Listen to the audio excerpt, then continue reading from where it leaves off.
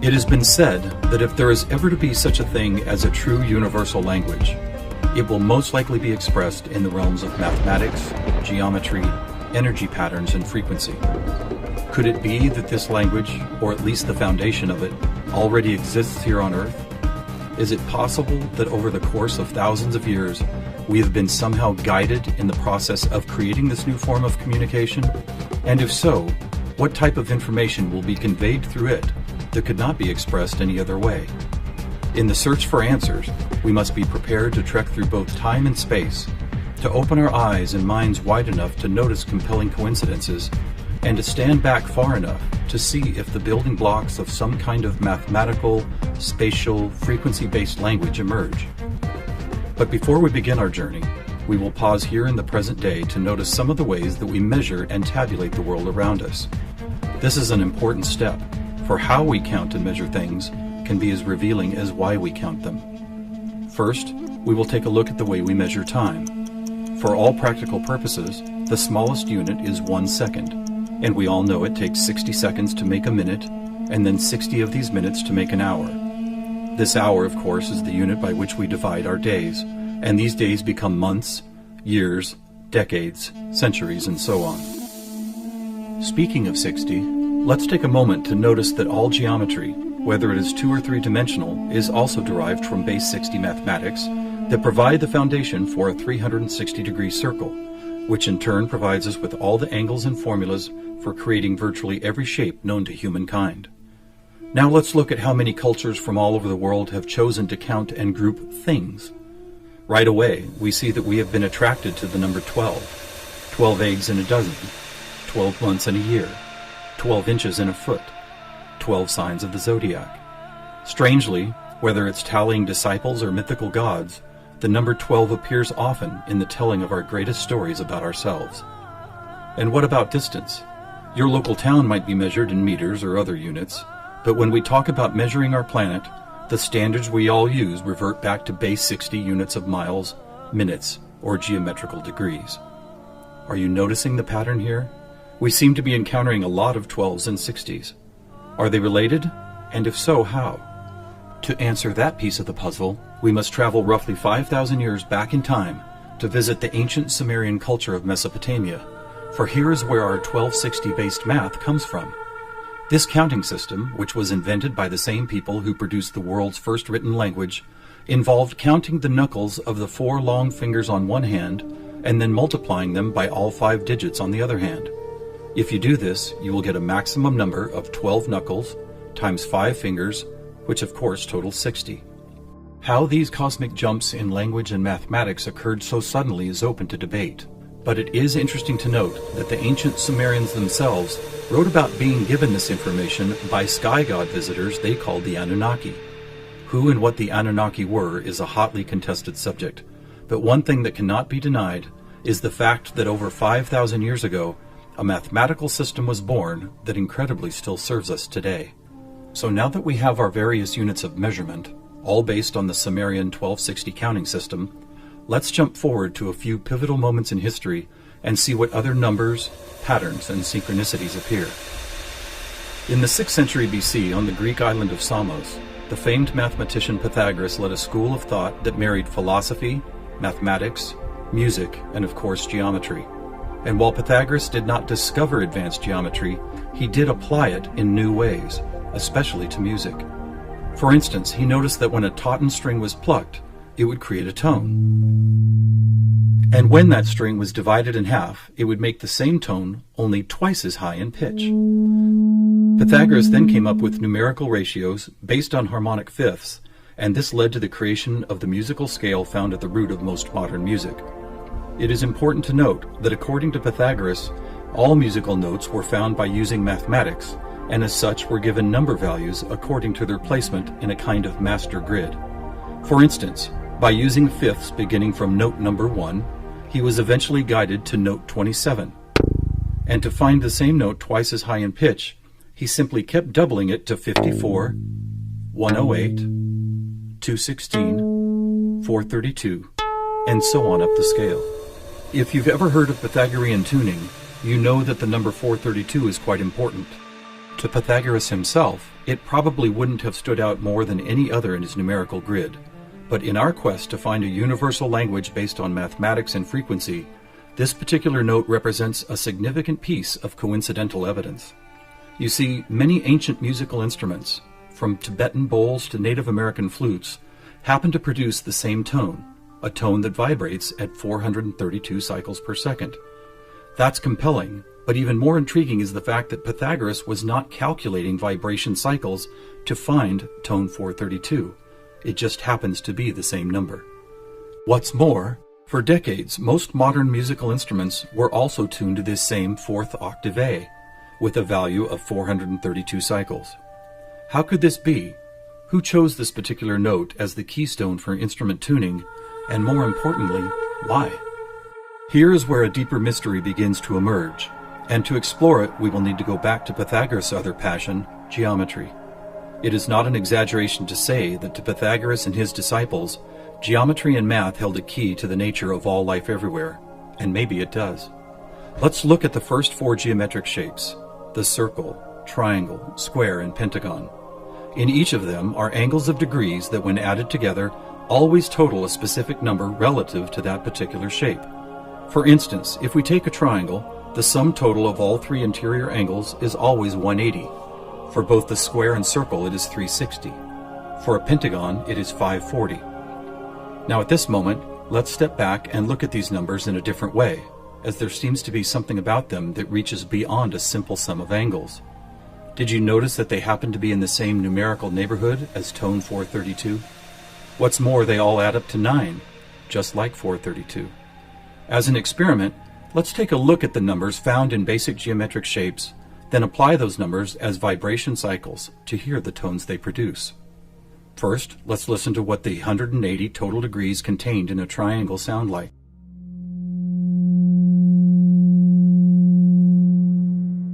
And here's a squares and circles 360 in cycles per second.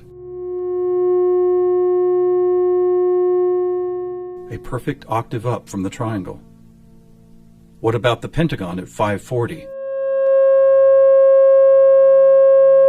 That sounds like a harmonic fifth of the other two. That's interesting.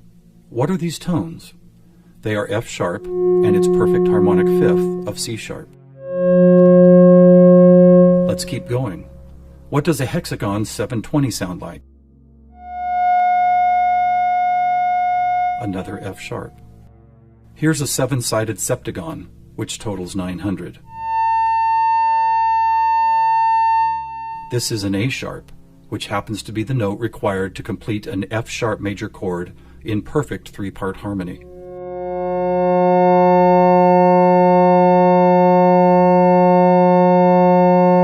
And finally the octagon, where we get 1080, another C sharp.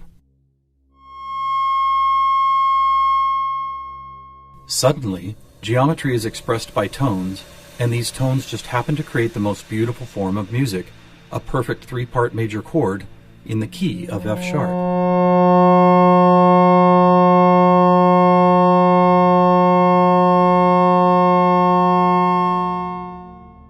Is this something we've been missing for years? Is it important? To the famous philosopher and mathematician Plato, the answer would have been a resounding yes, for it is Plato who advanced the study of two-dimensional geometry into three-dimensional geometry, and who began to recognize that nature, whether expressed as a tone, the petal design of a flower, or the spiraling design of a seashell, seemed to follow a 3D mathematical pattern.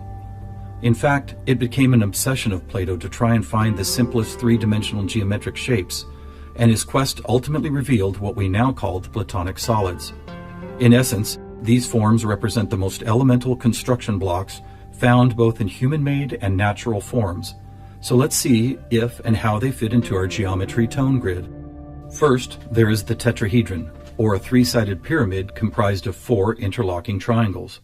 As we did before, let's add up all the angles found in those four triangles. The answer, 720, which we have already seen is the tone F sharp.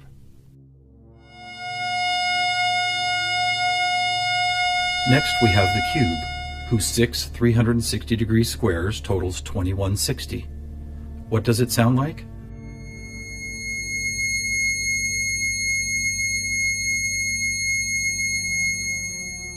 2160 is a high C sharp, and as you will see later, a very interesting number for other reasons as well. Next up is the octahedron. Constructed of 8 triangles, this shape totals 1440, which is another perfect F sharp higher up the scale.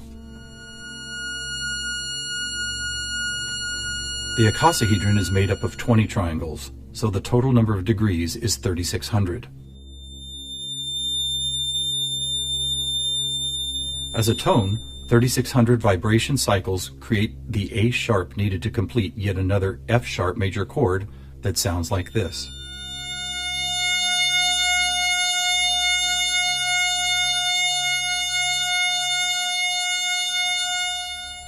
At this point, we have seen how 2- and 3-dimensional geometry can be expressed by the notes found in an F sharp major chord. Could this also be true with what is known as sacred geometry? To find out, we will first need to build a design called the germ of life, which, when repeated, goes on to reveal the seed of life, then flower of life pattern found at sacred sites all over the world. First, we start with a circle at 360 degrees, which is the familiar F sharp. We then add our second circle, bringing the total to 720, another F sharp. 3 circles totals 1080, which provides the harmonic fifth of C sharp. 4 circles is 1440, another F sharp. 5 circles totals 1800, or the A sharp needed to once again provide the harmonic third of an F sharp major chord. And finally the 6th circle, which brings the total to 2160, another C sharp. Amazing! It's as if we can now both see and hear the flower of life pattern that has intrigued humankind for thousands of years. So now we have 2-dimensional geometry, 3-dimensional geometry, and even sacred geometry being represented by different variations of an F sharp major chord. How is this not common knowledge? How have we missed this connection? There are actually 3 explanations. 1, for reasons ranging from the mundane to the conspiratorial, musical instruments are no longer tuned to an A vibrating at 432 cycles per second, but rather 440. 2, modern tuning calls for equal temperament, which no longer adheres to Pythagoras' whole number simplicity. And 3, the tuning method required to reveal geometric shapes is based on a mathematical grid rather than mathematical ratios. This grid, if it had a name, would probably be called something like factor 9, because the number 9 is found not only in the sum of every note on the grid, but also as the number required to move up or down the scale. For instance, if we started at note A at 216 cycles, all we would have to do is add or subtract the number 9 to reveal all the other tones in that octave. And it is here, on this incredible factor 9 grid, that we find not just some of our geometric numbers, but all of them. Conversely, modern A440 tuning reveals not one correlation to geometric numbers. Now let's go back for a moment and take a look at one of these numbers, 2160. The number expressed by both the cube and the germ of life pattern. You may have already noticed that without the 0, it is exactly half of our magic 432. That's worth noting, but what is even more intriguing is the way this number keeps showing up in other large-scale measurements. To discover one of these measurements, we will need to jump forward from Plato's time to when the Mayan civilization was flourishing. Roughly 1500 years ago, Mayan stargazers were the most accomplished astronomers the world had ever known.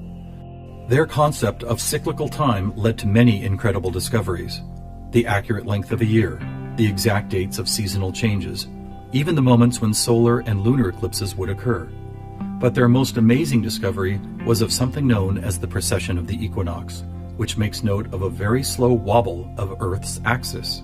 Somehow aware of the fact that this wobble takes 25,920 years to complete, the Mayans called this cycle one great year, with each of its 12 great months requiring 2160 Earth years to complete.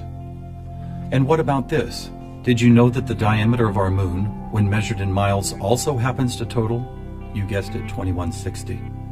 Lastly, watch what happens when we apply simple division to this highly synchronous number. 2160 divided by 2 is 1080, the angle sum of the octagon. By 3, 720, the total of the hexagon. By 4, 540, the pentagon. By 5, Are you ready? It's the ketone of 432. And by 6, 360, the number of both the square and circle. All F sharps and C sharps with our 432A thrown into the mix as if it were some kind of clue to solving a cosmic riddle. Maybe we should look at this number even more closely. As we've stated, our closest celestial neighbor, the Moon, is 2160 miles across, and 216 is exactly half of 432. What about the other large object in our sky? Were you aware that our Sun is 864,000 miles across? Incredibly, where the Moon's base number sequence is half of 432, the Sun's number sequence is exactly twice 432. And do you know how many seconds there are in a day? 86,400, or 43,200 for the 12 hours of day and 43,200 for the 12 hours of night. Or try this. Take the 360 degrees found in the circular shape of our Sun and Moon, and then multiply it by the 12 hours of either day or night. The answer, 4320. Or how about this? What is the only whole number that when squared comes to within 0.01% accuracy to measuring the speed of light? 432. What is going on here? We have all these different things: Earth cycles, time and celestial measurements, geometry, sonic frequency, yet they are all represented by the same numbers over and over again. To answer that, we must search for the factor common to all of them, and that common factor is the 5,000-year-old Sumerian 1260 counting system. It is what gave us the inches to a foot, the seconds to a minute, and the 360 degrees in geometry. It's almost as if the sky god visitors, who the Sumerians called the Anunnaki, provided humanity with a counting system that would lead to the discovery of these synchronicities. Could it be that the number 432 really is some kind of cosmic key that unlocks a language of higher understanding? And if so, have these sky visitors ever been back to make sure we don't miss the importance of the 432 matrix? One possible answer can be found in the story of a man named George Van Tassel, a respected aeronautical engineer who believed he was contacted by extraterrestrial beings in the early 1950s. During this encounter, Van Tassel said he was provided with a mathematical formula that could be used for everything from time travel to sound frequency healing, and which he used to build the world-famous Integratron near Joshua Tree, California. What is this formula? It is F equals 1 over T, or frequency equals one particular something divided by the number of time. Well, what if that one something was the biggest one on our planet, the one great year of 25,920 discovered by the Mayans? And what if the number for time was the most logical choice of 60? Suddenly, this mysterious equation is expressed as frequency equals 25,920 divided by 60. Are you ready for the answer? It's 432. Not only the frequency that instruments all of the world have been tuned to for thousands of years, but also the number that reveals the synchronistic nature of life on this planet. Noticing all these coincidences revealed by the 432 matrix and the Sumerian counting system, we must wonder if other ancient cultures were aware of them as well. Just scratching the surface, it would seem that they were. For example, let's take the Sumerian 12 and square it for a total of 144. Right off, we see that it is indeed a number and tone contained within our factor 9 grid. Expanding outward, we find 1440, then 144,000, which is a number that appears all over the world in the most compelling of ways. Take, for instance, the Great Pyramid of Giza. It happens to have been covered with 144,000 smooth white casing stones. To ancient Mayans, 144,000 days was the length of their 394-year Baktun, a time cycle which has just begun again. In the Bible, we read that there will be 144,000 chosen ones redeemed from the earth prior to the apocalypse. Obviously, number sequences like these have been significant to many different cultures and religious sects, and to one enigmatic group in particular, the Freemasons. Were the earliest Masons, the supposed keepers of sacred information, also aware of the factor 9 grid, the 432 key, and the number 144,000? Their infatuation with the numbers 3 and 13 might be telling. For instance, if you divide 144,000 by 432, the answer is 333.3 into infinity. Or take a look at the back of a dollar bill. That famous unfinished pyramid could be revealing some interesting clues. For instance, there are 13 steps climbing the pyramid, and 13 times 33.3 is 432.9. Even the shape of the flat-topped pyramid appears to be made as if someone had drawn 4 dots in a line, then 3 above it, then 2 above that, and then connected those dots to reveal this iconic shape. And of course, let's not forget that the square root of our all-important factor 9 grid is 3 threes. Who else knew about 432? The answer is surprising. In India, large cycles of time are called Kali Yugas, and each one is 432,000 years long. In fact, the number 432 appears so often in sacred structures and myths, from Stonehenge to the pyramids, that author Joseph Campbell could not help but see it as the most important mythological number in history. So what do we have here? What is it that's trying to be expressed by all of these coincidences? One answer is that over the course of history, we have been somehow guided toward both the subconscious creation and eventual conscious recognition of a grand pattern based on frequency, mathematics, time, space, and geometry. Quite possibly, these synchronistic numbers, shapes, and tones represent the building blocks of a language that we do not yet fully understand, but could turn out to be the most important language we will ever learn. How will we use it? Who will we be conversing with? Time will tell. Thousands of years ago, from locations all over the globe, various prophets, shamans, and seers described an era when humanity would make some kind of cosmic leap into a next level of consciousness. Here, at the dawning of the age of Aquarius and the start of a new Mayan Baktun cycle, maybe it's happening.